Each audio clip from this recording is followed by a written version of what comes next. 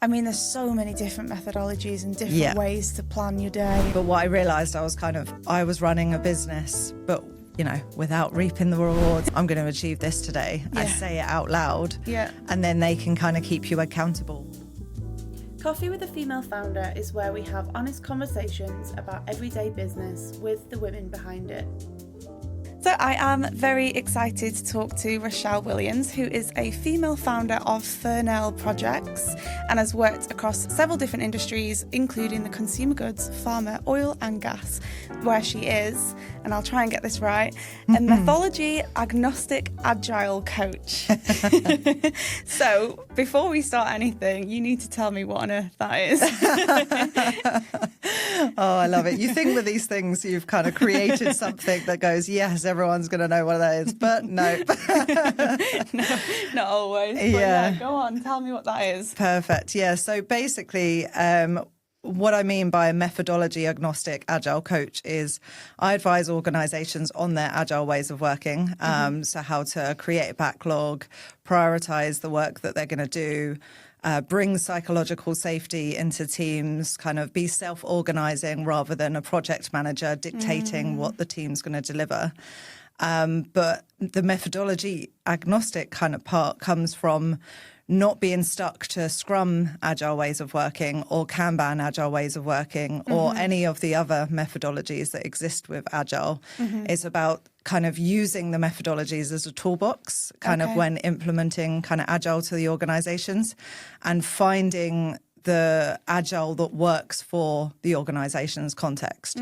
So over the 10 years that I've been doing it, every single team that I've worked with has had a slightly different implementation of their agile ways of working because it's about finding what works for them rather than going, I'm going to do Scrum and I'm going to do out of the box because that's what Scrum says. Yes. Like that just doesn't work. I've seen like with the organizations that I've worked with. So it's kind of being agnostic of the methodology and finding what works. Okay, so giving people a bespoke package. Yeah. Rather than saying, this is what you're going to do and this is how you're going to do it. Yeah, Because exactly. it doesn't always work that way, does it? Yeah, and a lot of the kind of agile's been given a bad name. I don't know if you've heard like agile is dead kind of in the industry. Okay. Yeah, because a lot of agile transformations have failed because they've kind of gone, we're going to force Scrum onto all of the teams or we're going to force Kanban or SAFe or less or all of these methodologies. And it's been top down, forced onto the teams, gone like, this is how you're going to work, kind of bringing the playbook, the rule book to teams and kind of saying, yep, this is how you're going to work. And it just doesn't work because, teams resist it. And then the transformation ends up failing because, they haven't actually truly adopted the change and changed their ways of working. Yeah. Yeah. And for the listeners who aren't in that industry at all, these are project management tools. Yes, yeah. What scenario would they be used in an organisation? Yeah, so a lot of the organisations that I've worked with tends to be kind of, or the parts of the organisations tends to be IT projects. Okay. So delivering a SAP transformation, a data transformation, kind of anything really around data, IT, changing their kind of the IT infrastructure, kind of applications, websites, anything like that from an IT perspective. Yeah. And delivering it as a project, like project management, but not kind of with a fixed scope like project management would be. Okay. Being agile about it. So having a backlog of what they want to achieve and then getting feedback from the customers that they're delivering it to, and then adapting what they're going to deliver and what's on the backlog based on the feedback that they've received from their customers. Okay. So not being kind of, stuck to that plan, which is how traditional project management would be like, this is our 1,000-line plan and this is exactly how we're going to deliver it. Yeah. So it's responding to customer feedback and making sure that the customer is always at the forefront of whatever they're delivering. Okay, so it's really important to know who your customer is. Yeah, yeah. And then also having kind of time to evaluate, sit back, have a look what's going on during the timeline, and then changing according to that. Is that basically what it is? Exactly that, and Scrum is a very kind of popular agile approach. And what that means is you have like a 2-week sprint. Okay. And so you have like a backlog, your sprint backlog, and then you set the scope for that 2 weeks and then get feedback at that end of the 2 weeks through a demo. And then based on that feedback, you adapt what you're going to deliver in the next 2-week sprint. Okay. Yeah. Interesting. Yeah. Interesting. And you've worked with some really big organisations. I've seen on your LinkedIn, you've worked with Sky, with Royal Navy, BP. Yeah. Have you noticed any patterns with their systems that they already have in place or their team dynamics of some of those really, really big organisations? Yeah, so I guess the patterns is just ultimately around finding what works for them. So kind of wanting to kind of adapt based on kind of that kind of customer feedback, wanting to kind of find what works to them. So yeah, every kind of organisation kind of has similar flavours of agile, but also different flavours depending on kind of the context. Yeah, absolutely. But yeah, kind of every client organisation that I tend to work with tends to be a different industry. I've not stuck to one industry. Okay. How do you find that flipping between? Because do you need to be an expert in that industry? No. It's good to kind of take a back seat and look at it from a different perspective, I'm presuming. Yeah, and I think that's what kind of what makes it better as well, because you can truly be a facilitator of the process. You're not kind of invested in how it ends up. You're there to kind of facilitate them finding their ways of working that works for them, rather than going like, you know, I've seen this work in this industry before, so you're going to do it that way. It's actually let's be collaborative and let's find the way of working together. Yeah, that makes sense. So how do you find working with big corporations as an independent consultant now? Yeah, it's a journey. Kind of, you know, when I worked for a consultancy before, the work was kind of given to me. And I was kind of, you know, just sitting there kind of waiting to receive the work. And it was, you know, whereas now as an independent, it's about using my network, reaching out to people, having conversations and, kind of just having enough conversations really to kind of find that work. Yeah, there's a lot more moving parts to it. Yeah. And being at the right time, in the right place, having the right conversations at the right time when they have budget. Yeah. So I do find kind of with the conversations with kind of corporates is there's like a long lead time. So like I've got conversations with people that I was having in February and, you know, they're still really keen, you know, meeting up with them next week and but it's just kind of, you know, being patient and kind of following that kind of pipeline of the journey. Yeah, absolutely. Yeah. What was the journey like going from working for a consultant or working in a consultancy to now being your own boss? Yeah. What's that journey been like for you? Yeah, so it's been an interesting journey because I guess there's kind of been 3 phases to kind of my journey. So started working for a consultancy and then moved to another consultancy. And for that consultancy, so Chaucer, I was actually the practice lead for Agile. So I was the first one in that kind of had Agile experience. And then I effectively kind of set up a business for that consultancy. So I was like running the Agile practice. Yes. I was doing lots of sales development, that kind of thing, lots of kind of, you know, putting the marketing decks together, having those kind of sales conversations, but then also delivering as kind of an Agile coach for organizations. Yeah, it was really exciting because obviously, you know, the work was there. You're kind of as part of a big consultancy. But what I realized I was running a business, but, you know, without reaping the rewards of running your own business. Yeah.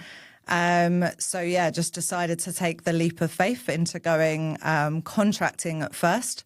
So my first leap into being an independent was as a day rate contractor. And that's pure, again, through using my network, just kind of finding one client at a time, doing 5 days a week for the same client as an Agile coach, advising organizations based on kind of the network that I found. And obviously that's a lot easier than kind of the route that I've kind of gone down now, because you kind of find one client and then you just kind of sit there for like a period of time. Yeah. But what tends to happen is you go really deep into the client and kind of get like absorbed by it, and then you forget to do business development, and then you end the contract, and then you're like, oh no, I'm scrambling for the next thing. Whereas this last year, I've kind of started to see myself more like as a business rather than just a day rate contractor. Because of ultimately the way the market is, a lot of organisations now don't want to pay for a full-time kind of agile coach as a contractor. They kind of want more flexible and adaptable approaches, so that kind of, less risk, but they still get the experience and, to kind of help them. So I'm now kind of taking more of a fractional kind of agile coach approach. Yes. So that I can have like a couple of clients alongside also doing training from the back of their own facilitation, which I'm sure we'll come into as well. Yeah, absolutely. So I'm really enjoying kind of this stage of my business of actually seeing myself as a business rather than just a day rate contractor. Yeah. Yeah. And I'm presuming that's taken quite a lot of a mindset shift almost from working full time and getting really, really absorbed with working for a team to now kind of being on your own. Have you got any staff that work with you? Is it just you at the moment? just me at the moment, and my husband occasionally when he helps out. Unpaid labour. Yeah. So how do you find the difference between that then? How did you work with that mindset shift? Is there anything that, I guess you can give advice. I know we're going to move on to the advice piece at the end, but any advice that you can give people that are maybe even going from freelancing to now starting a business? What does that look like? Yeah, so I guess I've always seen myself kind of as that kind of independent consultant anyway. I've always kind of seen myself as a bit of a business owner, kind of going against the grain and having lots of ideas and wanting to see it through. And it was just really frustrating before, like being a full-time contractor, because you just don't have time. You're absorbed in the client and all of these ideas that would be coming into my head, I just didn't have time to. Yeah. And it'd be constantly like, oh, I'm just going to have to wait until the contract's finished and then I'll like think about these things. Whereas now I can be really creative and have all these ideas, have these conversations, come up to Manchester to do a podcast. Whereas before as a day rate contractor, you just wouldn't have time because, you've got all these deadlines to meet. So I really enjoy it because it kind of aligns with my energy and kind of it allows me to be really creative and go with the flow of what ultimately organisations want and kind of be able to create my path. Yeah. But it is hard work because it is all on you and kind of having those follow-up conversations, having like a pipeline, having, who do I need to speak to next, kind of reach outs and that's the kind of the difficult side. Wearing several different hats all the time. And I guess the reason kind of I'm in Manchester this week is because I've just been to a program that I invested in, which is Contents to Clients, which has really helped me. So I guess this would be like one tip that I would advise is find the communities or the programs or the things to support you as a business owner. So Contents to Clients for me has been great because it includes loads of teachings, like online portal of how to do sales, how to do marketing, how to do the DMs, like who to reach out to and when and what to say and, all of these things that you need to know as a business owner, but you're never really taught before. So the kind of the 2 days that I've just been at has been great because it's like being as part of that community and realising that everyone else is also a business owner and realising that you're not crazy for like running your business. There's others out there. That's really good. Yeah. So the tip, would be to find that community, find your tribe, as people like to say. Yeah, absolutely. Yeah, because it can be really lonely running a business. So, making sure to go to events like these so that you're kind of with other business owners, sparking ideas and things. Yeah, it's so much better to bounce off other people. Yeah. Because I think it's very easy as a business owner to kind of get stuck in your own head. Yes. And think what either you're doing is absolutely amazing, but it's not working. So you're like, why is this not working? Yeah. Or you're a bit of a doubter and you doubt everything that you do. And sometimes you just need someone to go, no, you're on the right track. You're doing really well. Yeah. So it's really good to have people around you that are in the same boat. So I think I would take that advice as well and shout about that. And that's why I'm starting the Female Founder to build that community. So it's really amazing. good that other people also feel the same way. Yeah, I did notice from your website kind of that, you know, the Female Founder is about bringing that community really of is, female founders together. I think it's a really great thing. Absolutely. Yeah. So the journey from consulting to independent or being a business owner, was that a gradual thing, or was it like no, this is what I'm doing, I'm leaving that behind, I'm going to go full force? Like what did that transition look like? Yeah, so being an agile coach, I advise organizations on how to experiment. So try things, fail fast. If it doesn't work, then it's fine. Yeah. So in 2021, my husband and I actually decided in 2022 we were going to go traveling for a year for an extreme version of a honeymoon. Love that. So I decided to do an experiment of day rate contracting in 2021. So I gave myself a year of contracting to just try it. And I was like, if it doesn't work out, if I hate it, then I'll do it for a year, go off traveling for a year, and then come back and find a real job. Real job. Yeah. Yeah, exactly. And obviously, you know, we're here now, 2025, and the year of contracting, like, absolutely loved. I had 2 clients. So that was the Navy and Sky. Yes. And, you know, kind of one of them was like more full-time and one of them was fractional. So actually gave me that opportunity to kind of experiment with the fractional kind of way of working. Yeah. And that really kind of made me realise that actually working across multiple clients gives you opportunities to cross-pollinate because they were facing very similar challenges at similar times. So I was able to kind of share ideas, and one might be further along than the other one. So then I could, like, you know, with the other client, actually speed up the journey because I can share the lessons quite like a lot quicker. That's really good. That's really and because clients are always asking you, you know, what are other organisations doing? So if you are able to be fractional and be working with other organisations, you can share ideas a lot easier. Yeah. Obviously being sensitive with what you share, not, you know, giving too many details, but you know, it's agile ways of working, similar ways of working. Absolutely. So yes, I did that for a year. Went traveling for a year with my husband. 21 countries. Oh, really? Yes. Wow. Yeah. Favorite one? Argentina was we did 6 weeks there. Absolutely loved it. So we did Central America, South America, and Southeast Asia. Yeah.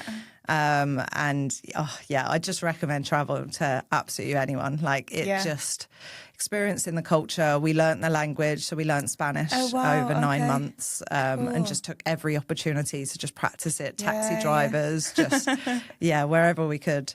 And you know, that really, being an agile coach was, I lived and breathed being agile. Like, we had no plan. We had like a backlog of where we wanted to go.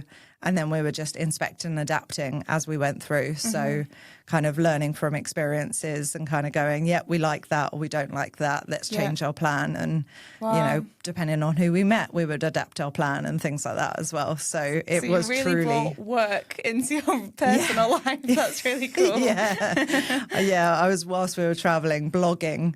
A blog called Agile Travels. Love that. So I was like spotting kind of agile techniques that were used in the kind of the cultures that we were meeting. So in Nicaragua, I was noticing a community that had loads of ideas of things that they wanted to improve, and they were using prioritization techniques of how to, like, where to spend their money. So blogging like about things like that, which was really incredible. Cool.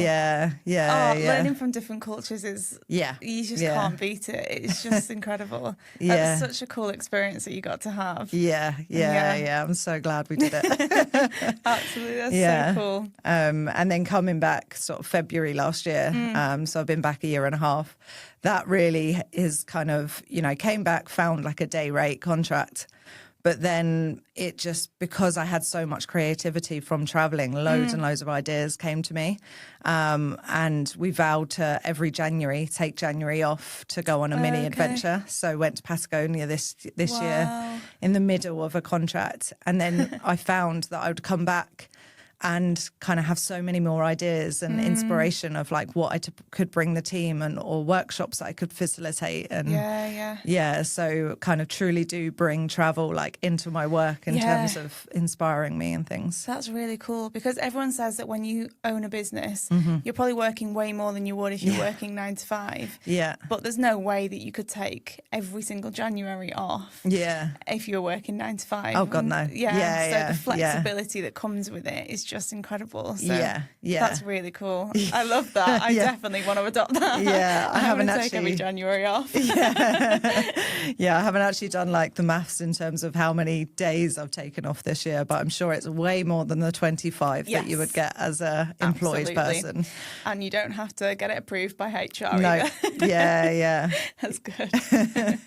So I want to talk about how you bring your work, because I know that you work with big corporations, and that might not be relatable to the listeners. So the listeners that we have are people who are kind of just starting out. They might have a side hustle that they're working on. They might be 2-3 years into being a business owner, or they might be scaling their business. So how do you bring the methodologies that you teach in the big corporations into working for yourself? If you're on your own, you might not think that you need a system, but you probably do. Well, how does that work? Yeah, really good question. So one thing I realized quite early on was, to practice what I preach in terms of having a backlog for my work rather than kind of writing my to-dos in loads of, separate notes or whatever. Actually having a digital board, which is what I kind of implement to organizations. So I use Notion. Love Notion. Yes, yeah. And it's great because I have a Kanban board on there. And it's like my to-do, doing and done. And then I have a later column as well. So any of those crazy ideas that come to me that might be a distraction. So I write them down onto the board, but then put it into the later column so that it's captured. But it's not going to distract me from what I'm doing. Good. And I, advise organizations to stop starting, start finishing. So that as a business owner is kind of critical. So rather than just having loads and loads of different things in progress, because you're like, oh, this idea, that idea, all these other ideas that you want to go after, shiny object syndrome, actually just focus on finishing things and then starting something new once you finish things. You're always going to have a couple of things in flight at any point of time, but just, keeping that principle of stop starting, start finishing, focusing on finishing what you can. That's really good. I have a habit of having far too much that's kind of on the go and nothing ever gets finished. And it's just, I've tried to adopt the kind of having 3 main tasks a day and then not making my to-do list like goodness knows how many points long every day, and then it never gets done. So then you never feel any sort of sense of achievement. So that's really good that you have 3 things that you're working on and then everything else comes later. I like the later bank because there's so many things that pop up and you're like, oh my word, that'd be so cool. But then it might not be that urgent and you can definitely leave it till later. So that's really good. And in a week's time you realise actually it felt cool last week, but actually it's not really that important. And using those prioritisation techniques that you mentioned, like the 3 big rocks or, so different ways to label your backlog so that these are the 3 things that I'm going to go after. Everything else is just a nice to have. Like what are your needs, like your needs that you're going to do, and then everything else is just a nice to have. How do you do it per week then? Do you, because I always set out the kind of last couple of hours of a Friday to review what I've done for the week and then look over the next week, and that's how I kind of work. What do you do? How do you work it? So I'm more kind of, I guess, more of like a Kanban way of working, so flow. So kind of your approach sounds more kind of Scrum, like sprints. You have like each week that you're kind of like, this is what I want to achieve next week. Whereas I kind of, I like to kind of go with it where the energy is. So have my kind of flow across the Kanban board of like what I'm working on and then progressing across it, and just making sure that everything is on that backlog so that I've got everything visible, and making sure I'm not working on things that isn't actually on my to-do list. Yeah, absolutely. I've never seen a Kanban. Kanban, board before. So does it have timelines, deadlines? Yeah, so like it's like this? columns. Yeah. So it's like to do, doing, done is the most basic, and then the later one that I mentioned as well. Yeah. And then each card can have deadlines on it if it needs like a deadline or has a deadline, because obviously some things are fixed term. Yeah. And then you can have different labels on it as well, so you can do the prioritization labels, so needs, wants, or Moscow is like a different prioritization you can use, so must have, could have, should have, won't have. Nice. What other way? And then if you're working with a team, you would have owners. So say, for example, you've got a VA and you want your VA to kind of see what work they can do. You can like assign them, like, so have owners onto it. So like, this is my work and then this is my VA's work. Yeah. Yeah. That's incredible. I mean, there's so many different methodologies and different ways to plan your day and your to-do list. And there's time blocking, there's the to-do table, there's all sorts. Yeah. How do you find the right one for you? Just experimenting. So try something. Trial and error. Yeah, if it doesn't work, try something else. Yeah. One thing we did yesterday was do like a 25-minute timer. So like literally put a timer on and then just focus on something for 25 minutes, have a break for 5 minutes and then do it again for 25 minutes. So loads of different things that you can just try, see how it feels. And that's something that I've not done before, but I'm going to try that again, because actually it was really good to just have that focus and realise how much you can actually do in 25 minutes. Absolutely. Yeah. Have you ever experienced any kind of challenges that come with not having any of those methodologies in place?